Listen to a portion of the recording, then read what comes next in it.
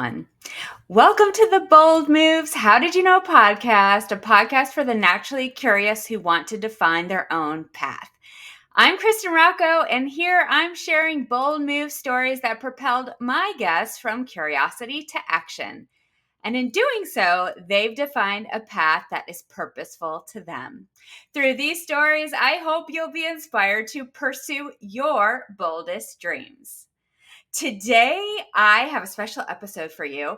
I was so inspired by this year's Olympics, the Paris Olympics. I wonder if you watched the 2 weeks of Olympics like I did, just with my eyes glued to the TV. I was so captivated by these Olympics. I thought Paris did an amazing job of putting on such a good show.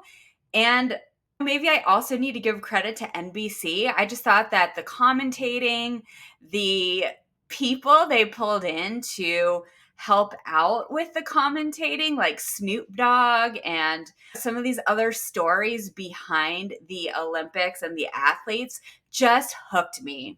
And I wonder if they hooked you too. I was so inspired, as I said, by these Olympics that I wanted to do an episode about some of my learnings, what I realized in watching these athletes compete over the 2 weeks. It takes so much boldness to make it to that level of competition. I mean, these are the best of the best athletes in the world who get to compete for, I don't know, isn't it like the ultimate victory to win a gold medal? And so I was just riveted by the boldness it takes to make it to where they are. And I got thinking about, how do you get there? It's a complete dedication and passion for their sport. And they have to sacrifice so much on many different levels. I mean, this is like, to me, the ultimate relentless pursuit of their goals and dreams, right? So seeing the culmination of all of their hard work left me speechless so many different times when I was watching these games. Okay, I want to take you into one of these moments that I just watched and my mouth was on the floor the entire time. Do you remember this athlete named Quincy Hall? He was part of the 400-meter race. And they start at the starting line, and there's like 8 different athletes lined up at that starting gate. And then it's not a gun, but the sound goes off and they sprint off of their spot. And he was in this race where among the 8 athletes, he really was like 5th or 6th in the pack. And he came from behind, sprinting past one after the other halfway through the race to make it across the finish line first. And I loved watching him because when he was making this, like what I perceived as a comeback, he had this sheer grit of determination on his face. He's the athlete with the gold medal grill, so it really actually sticks out when you're watching him. But he just had this grit on his face, like, I am going to do this. I am going to run and push past all these different athletes because, as I said, he was not first the whole way. I mean, he was in the middle of the pack halfway through this race. And you could really see as he's running that he found another dimension to cross that finish line, to go past one runner after the next runner after the next runner. And I remember watching the interview after the race was over, and Quincy comes to the mic and the interviewer asks, like, how did you pull that off? That was amazing. And he said, drive, determination defines all the stuff I've been through, and I'm leaving it out there on the track today.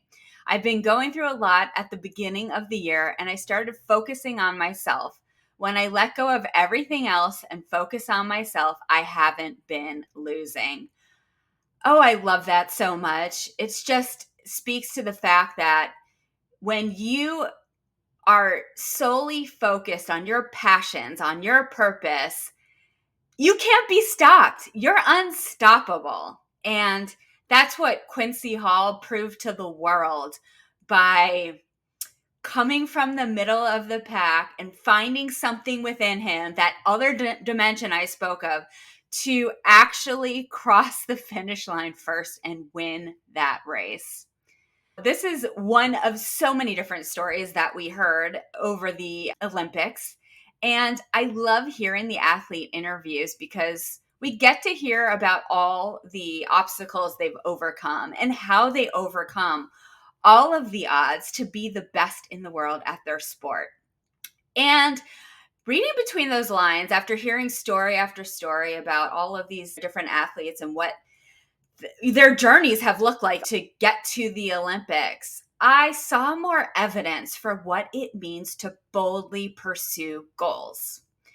And I've captured 5 ways that these athletes excel at their goals that we can all learn from. And that's what this episode is about today. I'm so excited to dive into all of these ways that they excel at their goals and keep focused on the grand prize. I mean, the athlete's grand prize, of course, is the medal. But for us, it can be something different. Like, what is it that what's that ultimate level of victory that we're looking to achieve? And how can that sense of achievement, of getting there, help us continue to relentlessly pursue what we're doing? So I'm going to go through the 5 ways that these athletes are boldly pursuing their goals.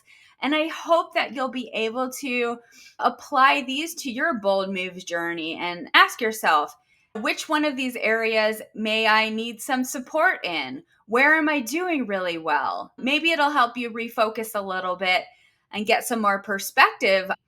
So the first characteristic, let's call them, is passion. And I don't think it can be disputed that all of the athletes in the Olympic Games are so passionate about their sport. This is what really drives them. They have passion for the sport, their skills, and the competition. And I think the story that really spoke to this the most for me over the Olympics were actually the less popular sports, and just seeing like handball or rhythmic gymnastics or synchronized swimming. These are sports that don't really garner popularity. They don't really garner that much TV attention even during the Olympics. You'll see a highlight here or there, but there's certainly not a lot of money that goes behind these sports in most cases, right? These athletes are doing it for the pure passion of it. They just love the sport, right? And one of the stories that we've become very familiar with in this realm is the story of rapper Flavor Flav, who stepped in to sponsor the U.S. women's water polo team after learning that these athletes that make up the U.S. women's water polo team are working multiple jobs, 1, 2, 3 jobs in some cases. They have a regular life, right? With jobs, families that they are bound by, that they have obligations and responsibilities to, and yet they still find time to practice. And I think what Flavor Flav did was bring some attention to these more obscure sports to show the passion that drives these athletes to continue to practice their sport even when it's not in the limelight, even when they don't get compensated for it. I just love that he stepped in to sponsor these women so that they could feel confident going into the Olympic Games and really do their best to try to defend the gold title for the fourth Olympics in a row.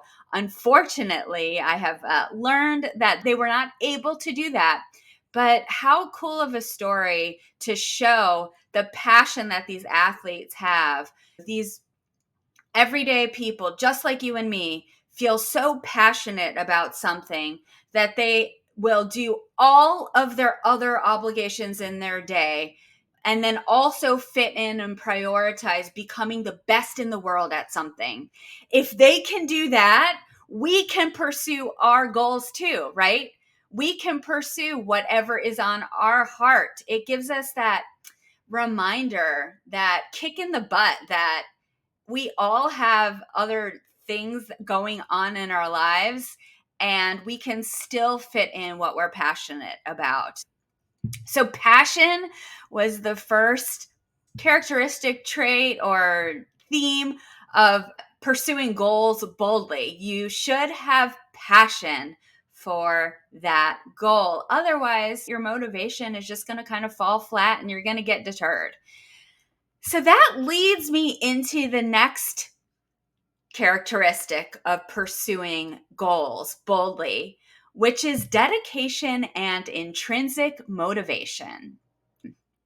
Watching another runner in the Olympics who had a dedication and intrinsic motivation for achieving his goal was Rai Benjamin.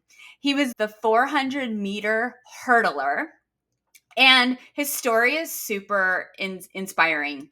He missed the gold by less than 1 second in the Tokyo Olympics 4 years ago. He came to the Paris Olympics with a chip on his shoulder, and he won, beating the same athlete that beat him 4 years earlier by 0.6 of a second.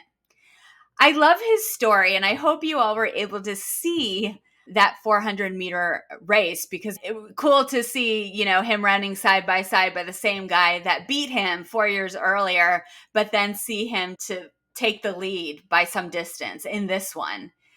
And, he could have quit after the Tokyo Olympics, right? He was the silver medalist there. And by any stretch of the imagination, silver is, I mean, gosh, I don't, how many people see a silver medal in their lifetime, right? Like, how many athletes actually make it to that level, right? So he could have called it a day. He could have said, I'm proud enough with myself. But no, his dedication and intrinsic motivation made him want to come back 4 years later and compete again to achieve his gold medal dreams. And as you know, that's exactly what he did. A Forbes article reported that it's common for Olympic athletes to spend 4 to 8 years training for a sport before making an Olympic team. They plan out their training schedules years in advance so they can work towards this goal of making the Olympics and hit all of those milestones they need to meet so that they can make that Olympic team. Talk about dedication, talk about intrinsic motivation. I mean, I can relate in my own life, like how many times in the morning do I just want to get up and roll over and not do that thing that I had set out for myself that day or that month or that year. Happens to all of us. But the difference is that these athletes are dedicated to their goals, and that little self-talk in their brain that says, I don't want to do this today, they override it every single time. And that's the difference maker between gold medal athletes and everybody else. And so, to that point, Simone Biles has said that she trains 32 hours a week, taking only 1 day off. Michael Phelps, you may all know him as the most decorated Olympic swimmer of all time. He may also be the most decorated athlete of all time. But he said that he practices every single day in the pool for 3 to 6 hours. He does also separate exercises on dry land 4 to 5 days a week. And then there's Kristen Armstrong. She's a cyclist, the most decorated American female cyclist. And in order to achieve her gold medal dreams, she rides 20 to 25 hours a week, practicing for 10 days in a row before taking a break. So I loved learning the training plans that go behind what we see in that final moment, that race for the gold medal, because it's 4 to 8 years, you all, of doing 32 hours a week of training, or 8 hours a day, or you get my point, right? It is that consistency, that dedication, and that intrinsic motivation that when that talk comes in, oh, I just want to pull the covers over my head and roll over and go back to sleep. Nope. They're jumping out of bed at 4, 5, 6 in the morning to get going and chase their dreams. This idea that we just talked about around a training plan, we've talked about the physical element of the training plan, right? The practicing of the skill and the sport for all of these different hours and hours on end, weeks on end, years on end. But the next trait, characteristic of pursuing goals boldly is what I call mindfulness. And it breaks into two different areas. The first area we're going to talk about is journaling. Journaling, you all are probably super familiar with this idea of journaling. We learned it as kids. We would journal about what happened in our day, our thoughts, our feelings, our emotions, this free form exercise of getting what's in your head onto paper, right? That's what journaling is all about. And we got so many stories about athletes who journal to release anxiety, to release their fears, and to also then pump themselves up and practice positive self-talk. I love the story that we learned through this Olympics with Suni Lee. She's another one of the US gymnastics team members. And she gets anxious, and she said that she combats her anxiety through journaling. She writes in her journal, and this was part of some of the storytelling that we learned at the Olympics this year, is that she writes in her journal, have fun, smile, enjoy the moment. This is your time to shine. She says, meet day goals. So she puts down in her journal, what are the meet day goals? And I love that she called the Olympic finals a meet, right? Even though the moment is huge, the grandest stage in her sport is the Olympics, she still refers to it as a meet day goal, which I thought was really interesting because I probably would have put, I made it to the Olympics or Olympic goal, right? All right. But her meet day goal was be strong, be confident, stay focused. Remember to swing one thing at a time. You are good enough. So these are positive affirmations that she's saying to herself to pump herself up and remind herself that she has everything she needs to compete at the highest level. I wanted to also do some research on the science of journaling to support what she has found to be true and what so many others have found to be true about journaling. Why is journaling so effective in the pursuit of your goals? And this is what I found when I researched that topic. Journaling helps ease distress when we're struggling.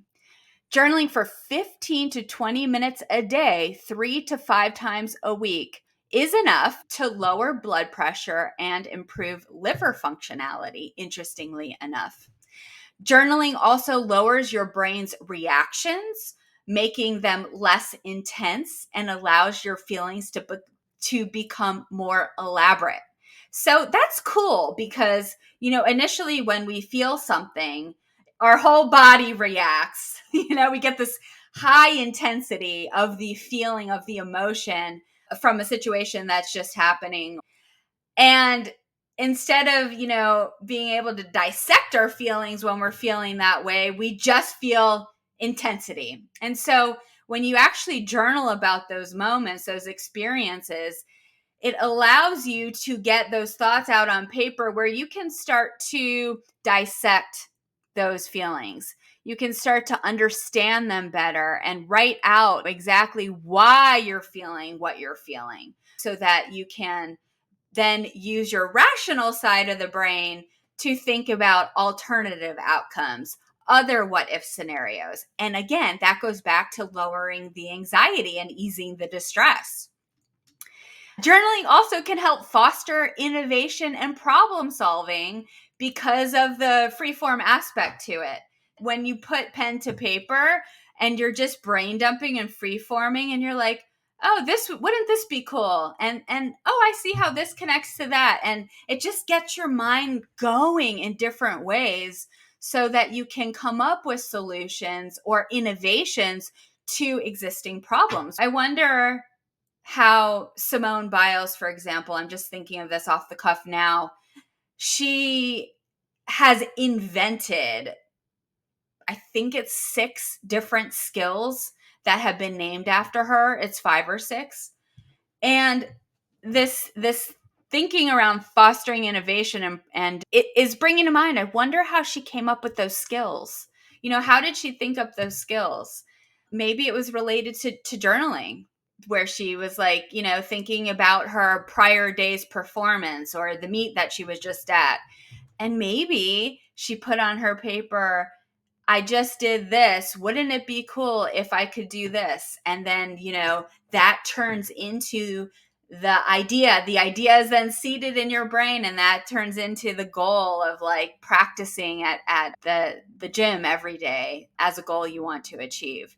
So journaling has a lot of benefits, and it's no wonder why Suni Lee journals every day as part of her practice in achieving her goals that have led her to the Olympics.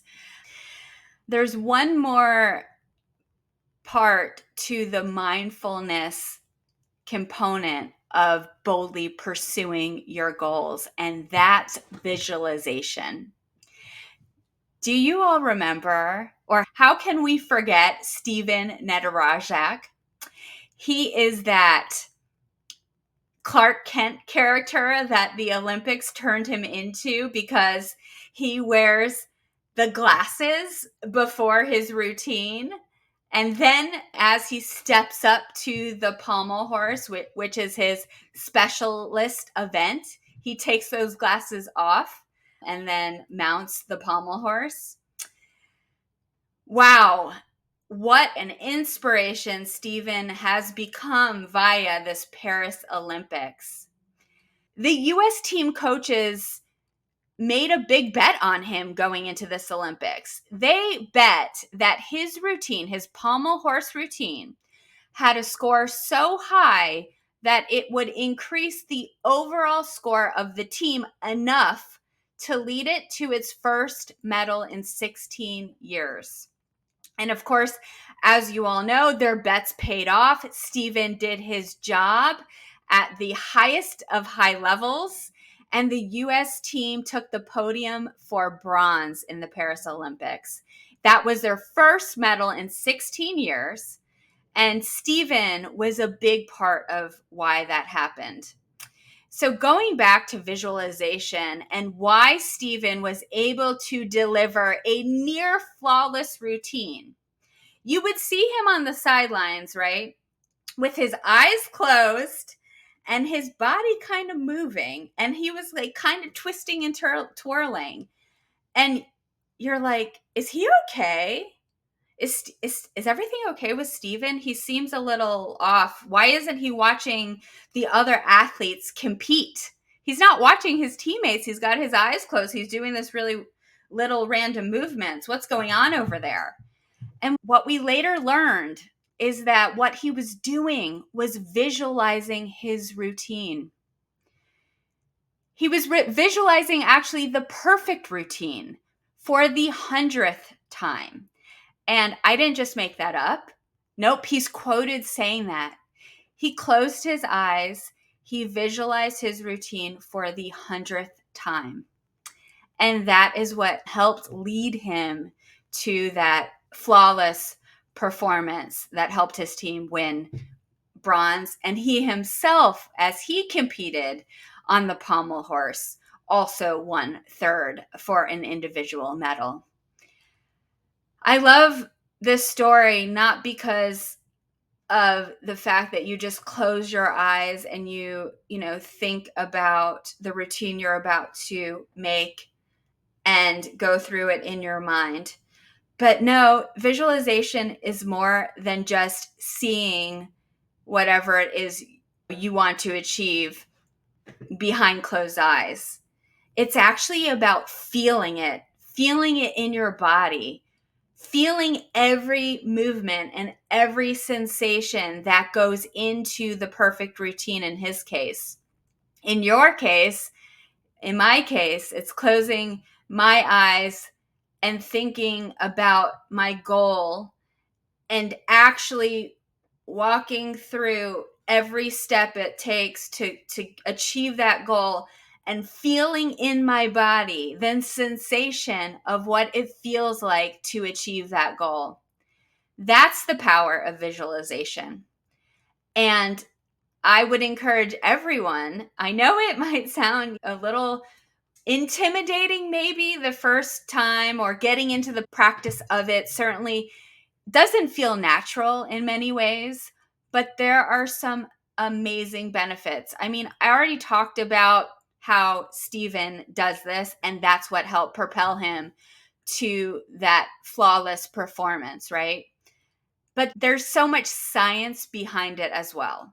You know, he's an example of the actual science that is involved in visualization. While I was researching this, I found a neuroscientist and executive coach, Tara Swart. She said that visualization can be a useful tool to help people achieve their goals. You would be surprised how many high-powered execs secretly have action or vision boards at home. Vision boards can help because there's not much difference to your brain between a strong imagined vision and an actual experience. It's important to visualize what is already like. It's important to visualize what it is already like to have accomplished what you want to achieve rather than see it as a goal. I love this. Okay, so basically, you can achieve your goal in your mind first because your brain doesn't know the difference. It doesn't know the difference between your visualization of you achieving your goal or the actual experience of it. To your brain, it's all the same. And that's why this is such a powerful technique. Going back to our neuroscientist, Tara, she says, put your vision board somewhere you will regularly see it so that you constantly encourage yourself to make decisions and take steps towards reaching your goal. Keeping your goals top of mind can help remove some of the stress of taking action to them. So that's an additional benefit, right? I want you, when you're visualizing, to actually close your eyes and go through your goal, like everything it takes to achieve your goal. What does it also feel like when you've achieved your goal in your brain? Because as I said, there's no difference. Your brain doesn't know the difference. And so when you can actually have that experience while you're visualizing, you're more likely to go out there and get it. You're tricking your brain, and that's pretty cool.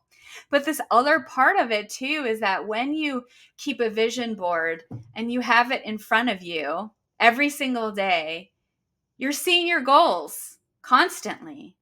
And it's encouraging you to make decisions in the direction of your goals. And I can attest to this, guys. Right now, I'm sitting here talking to you via this microphone, but what you can't see behind me is my vision board. And my vision board this year is all about being bold. And I've got my goals on there to become a speaker, to do work that matters, and so many other different things around being bold. So for example, I cut out a magazine clipping that says stronger than ever and shine. And what's really cool actually is when I was in New York during that extended vacation, that extended trip, I bought a framed picture. On Wall Street, there's the bull that is the representation of Wall Street, right? It's down in the financial district. And I don't know when or why or how. I should research the story behind it. But they put a statue of a little girl standing in front of that bull in this power stance where she's taking on the bull. She's like, you cannot overcome me. I see you and I'm as powerful. So anybody who's watching on YouTube, I'm actually going to show this picture right now. And this is another representation for me of making a bold move or being bold that I have on my desk to remind myself how to be and act boldly in everything I do. So I hope you enjoyed this story around visualization and the power of visualization. The one last thing to leave you with here is that the whole Clark Kent reference to Stephen, his vision is highly impaired. It's impaired in a way that most treatments cannot fix his problem. And so he has to wear the glasses. And when he takes the glasses off, he cannot see anything, literally cannot see a thing, basically. And when he gets on that pommel horse, he feels his way through the routine. He doesn't see the pommel horse. He feels his way through it. And when I was doing some research on this topic, like how in the heck does Stephen do this with impaired vision? I mean, his depth perception is completely impaired and taken away. The neuroscientists say that visualizing can help compensate for some of the deficiencies that other parts of your experience have. So if that's not the best parting words of advice about why it's important to visualize achieving your goals, really feeling them, seeing them as part of what you do in your pursuit of bold moves, I don't know what is. Moving on to the fourth trait of pursuing goals boldly, informed by these amazing Olympic athletes, is competitiveness. Oh gosh, right? Like this is pretty obvious. But what I want to share with you is why. On its face, you understand that competitiveness can drive people to be their best. And that's certainly true for athletes. And the reason behind it is because it gives possibility to athletes. So when you're in competition with other people, you have a measuring stick, right? To shoot for and aim for. Like there is somebody else doing what you're doing, also trying to be the best. And so they give you a measuring stick to live up to challenge yourself to push yourself to. You get to challenge your limitations by seeing what other people are doing and can do. Like when Simone Biles, I talked about how she has invented like 5 or 6 different skills in gymnastics. She was the first one to do those skills. But guess what? Other gymnasts behind her are now doing some of those skills. So that's the idea behind competitiveness. It makes you better at what you do. So, sometimes we see competitiveness in a negative light, but there's also a positive light to it as well. It pushes us to be better and to challenge our limitations. So when we say we can't do it, there are other people out there that say, no, you're wrong. You can, because I'm doing it. There's this famous story about the 4-minute mile barrier. You might have heard this story before. Back when, it was a long time ago at this point, 1952, there was a man, his name was Roger Bannister. And he did something that everybody thought was impossible up until his accomplishment of this goal. Nobody had crossed the 4-minute mile mark ever. And he knew it was possible. But other people thought it was impossible. So he set out to do this. He ran a sub 4-minute mile that had eluded all those in the sport, and actually even doctors who said it was anatomically impossible. Why was he able to do this? He refused to settle. He said, nope, I can hit it. He believed that people needed to focus on their goals and block out others who tried to tell them what's possible. As of June 2022, so now this is, oh gosh, what is that? 60, 70 years later, Bannister's record has been broken 1,755 times. And guess what? After just 46 days of running that sub 4-minute mile, 22 other athletes did it as well. This is the power of competition. And Simone Biles knows it. She had a fierce competitor this Paris Olympics. Her name was Rebecca Andrade. And she said about Rebecca in an interview, I don't want to compete with Rebecca anymore. I've never had an athlete that close, she said. So it definitely put me on my toes, and it brought out the best athlete in myself. That's the power of competitiveness, you guys. So I challenge you in your goals to, sometimes we look at our competitors from a place of comparison. And there is that saying that comparison is the thief of joy. And that is very true. But if you can muster up to see your competitors as somebody who can motivate you to do your best, then you can tap into this power of competitiveness that will help you achieve your goals. And it all goes back to that 4-minute mile story where Roger Bannister thought it was possible. Other people who are doing the things that you want to do, they make it possible for you. They show you it's possible. And so I hope that this characteristic of what it means to boldly pursue your goals like an athlete helps change your thinking a little bit on what competitiveness means. We're on to our last and final characteristic of boldly pursuing goals from the lessons of athletes. And I've talked about Simone Biles many times in this conversation so far, but we know her as the greatest gymnast of all time. Some would call her the GOAT of gymnastics.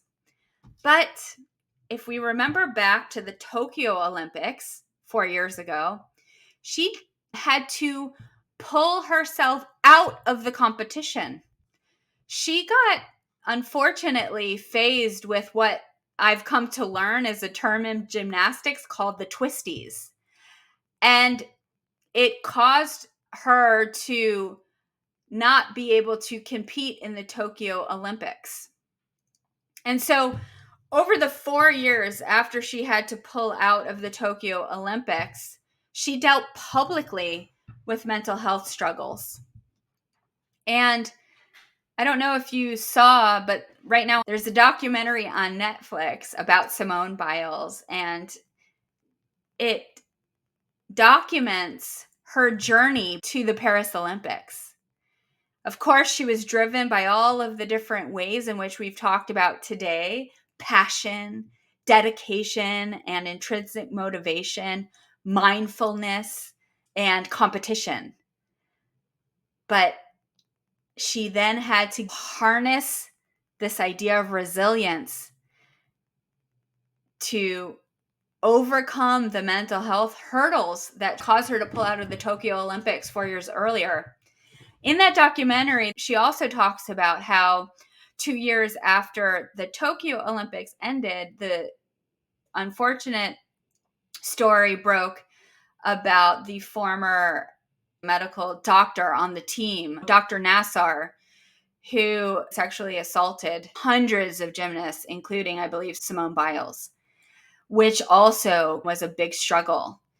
And she says in this documentary that it took her a year or so to get back in the gym. And when she got back in the gym, she was not the same Simone Biles she was when she was set to compete at the Tokyo Olympics. No, when you don't practice, your skills lose you. So she had to challenge herself to get back out there, to keep getting back out there day after day for these 32 hours a week that she said she trains. But it wasn't easy. And she did it slowly, bit by bit. And by getting back out there, by harnessing the courage, she was able to start fine-tuning her skills once again. And as we know now, after the Paris Olympics have just ended, she got her redemption in Paris and she won 3 gold medals and 1 silver. It's a true story of resilience and why resilience is as important as any other quality of achieving your bold moves and achieving your goals. Because you are going to fall. You are going to get rejected. You are going to get deterred. Somebody is going to tell you you can't do it. And you need to rise up in order to boldly pursue your goals like a gold medal athlete.